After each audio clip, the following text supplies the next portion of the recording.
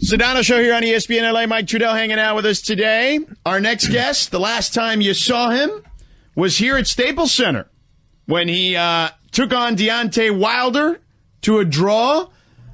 My guess is there's got to be a rematch at some point soon, but in the interim, he's fighting Tom Schwartz, a young German kid who's 24-0 with 16 knockouts. The great Tyson Fury joins us now here on ESPN LA. Tyson, so there's so many things I want to ask you about, but let's go back to that fight here in LA because we're here in LA. Do you believe that you were robbed in that fight against Wilder? Because you were amazing in that fight. You know, Dick Turpin wore a mask when he robbed people. They did the robbery to me in front of the world, and the world was watching, but it didn't do him any favors because everybody knows the truth. And the truth is that Deontay Wilder lost December the 1st, 2018 to the Gypsy King, and everybody knows it. Hey, Tyson, just thinking of the last fight, and of course that everybody's talking about in the heavyweight division, did watching that fight, is there anything that makes you more aware about looking at it, like overlooking an opponent? And I know that's not something that you do, but is there anything about that? Do you think that could be applied to Joshua, or does that take credit away from the actual performance in the fight? What, with the Ruiz and Joshua fight? Yeah, right, with Ruiz. Yeah, I thought Ruiz done exactly what he needed to do. And he was the better man. He done what he needed to do. Went out there and knocked him out. And that's what fighters do. You know, this isn't a bodybuilding contest or who's in the best shape. It's about who's got the more fight inside of one's heart and body and mind and soul. Who's got the biggest nuts on the night will win. Simple as. Tyson Fury is joining us here. He's fighting Tom Schwartz, a heavyweight fight, June 15th in Vegas. Make sure you check it out on ESPN+.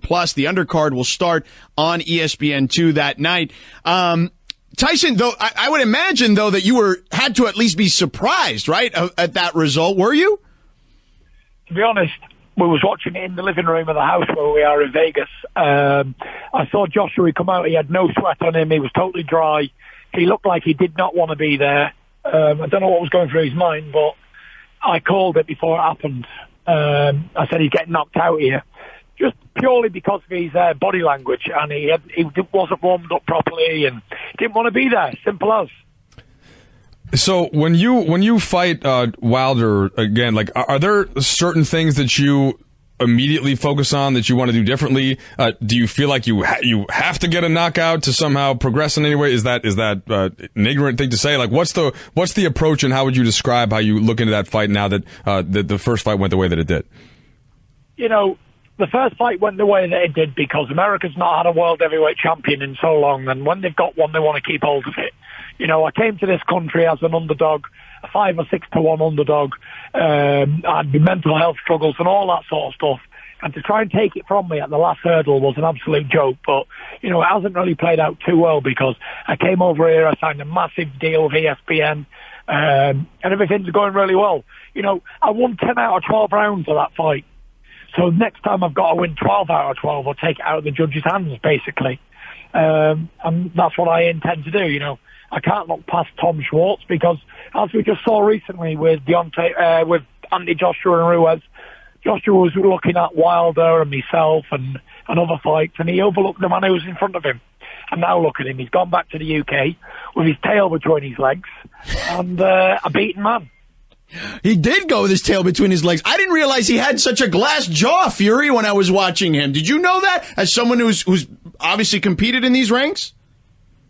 Listen, it's heavyweight boxing, and anything can happen in the heavyweight division. When you get cracked on the jaw by a big man weighing over 250 pounds, there's only one way you can go, and that's to the floor.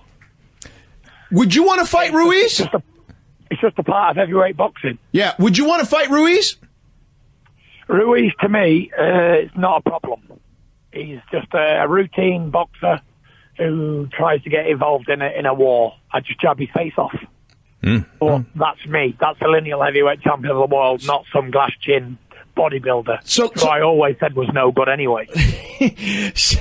So you knew in your mind, you're like, Joshua, this is exactly what I expected. In other words, Joshua is a guy who looks the part but doesn't actually fit the part, right? Well, listen, the way I see it is he's done very well in his life and career.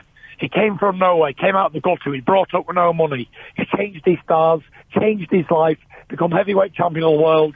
He's probably worth, I don't know, $70 million. He's done well in his life and career. He's been a world heavyweight champion. If that's a failure, then I don't know what isn't a failure. He's definitely done well in his career, but, everybody bumps into that one person who can knock him out any time. And unfortunately for AJ, it was a little fat fella from California who chinned him, and that's it. Man. And he'll never live it down. Can you imagine? You're built like an Adonis. You're 6'6", you're ripped, you're carved in stone, and a little fat guy who's at every Snicker and Mars bar in the whole of California comes in there and bladders you all over. What a disgrace. Man. Tyson Fury was those are strong words. That was me. I'd never show my face in public ever again. Yeah, look, I mean, I'm just looking forward to you fighting him now at some point. Well, no, you got to get through Schwartz, and then you got to fight Deontay Wilder. And if Ruiz is still around, then you take out. Well, Ruiz. no, Joshua. It sounds like it's who you want to fight. No, you got to fight Schwartz, and then my guess is Wilder would be after that, right? You need that rematch. Listen, I'm just down for whoever they want to put in front of me. ESPN, Top Rank, they're here. We signed a massive deal, so whoever they want to put in front of me, I'll take care of. Tyson Fury is joining us here. You are a tremendous guest. I love this. I hope you join us more often now that you're with ESPN and Top Rank and you've signed this massive deal. Again, Tyson Fury, 27-0-1 with 19 KOs. He's going to fight Tom Schwartz of Germany. Sell me on this fight on June 15th on ESPN Plus. Sell me, Fury. Go. I don't need to sell it. You've got the lineal heavyweight champion of the world fighting. Sold. There it is. I love it. You don't need to sell much, At Top Rank, I've got over 90 boxers, but they've only got 2 lineal champions, me and Lomachenko. So that's sold enough. Fair enough. Tyson Fury equals king of heavyweight boxing. Yeah. Barring none. Yeah, fair enough. Tyson Fury, thank you for stopping by, sir. Good luck, and we hope to catch up with you soon. All the best. Take it easy. God bless. There you go. Tyson Fury. He was awesome. Yeah, he can talk, man. Yo, he ripped Joshua and Ruiz. Yeah, I mean that's part of that's kind of like part of boxing history. You got to be able to sell it. You got to put the promo on. That's the deal. That was fantastic. I mean, he's 28 total fights, 27 wins, 19 knockouts. Tweet us right now at Sedano ESPN at Mike Trudell what you thought of Tyson Fury. Just tweet us right now.